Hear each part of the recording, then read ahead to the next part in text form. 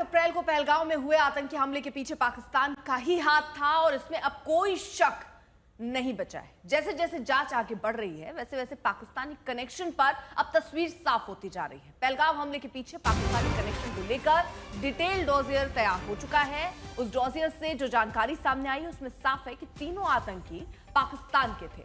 आतंकी सुलेमान और अबू हमजा के पास से पाकिस्तानी चुनाव आयोग की ओर से जारी वोटर आईडी कार्ड मिले हैं।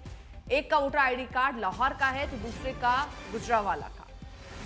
बैलिस्टिक सबूत, डिजिटल सबूत, तमाम सबूतों से यह साबित होता है कि पहलगाम के आतंकी लश्कर के थे। उनके पास से पाकिस्तान में बने चॉकलेट मिले।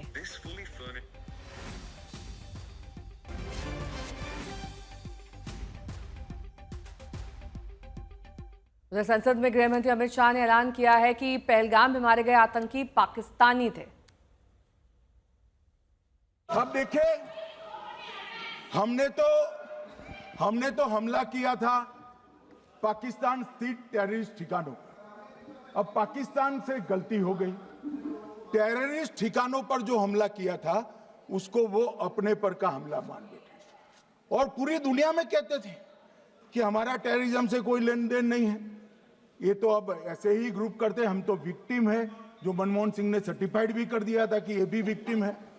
मान्यवर, मगर दूसरे दिन इनकी श्रद्धांजलि का कार्यक्रम हुआ और पाकिस्तान को मालूम नहीं पड़ा कि ये पूरी दुनिया देखेगी।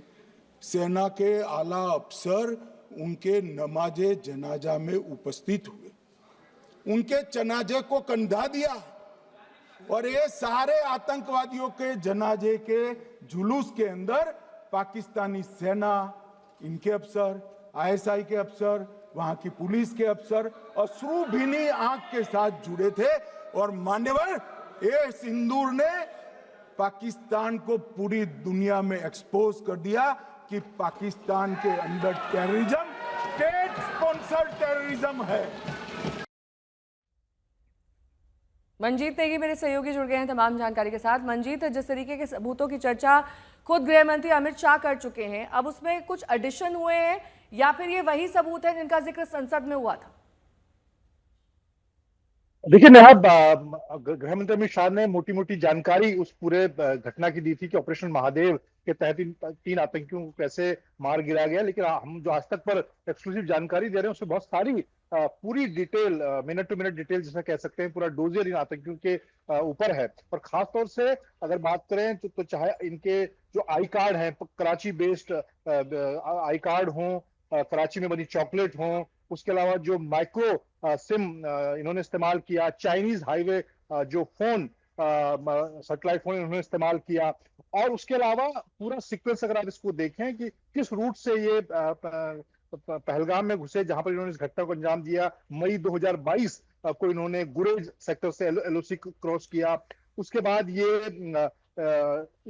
21 मई को यहाँ इस इलाके में दाखिल हुए और 22 मई को इन्होंने बैसन घाटी की तरफ इन्होंने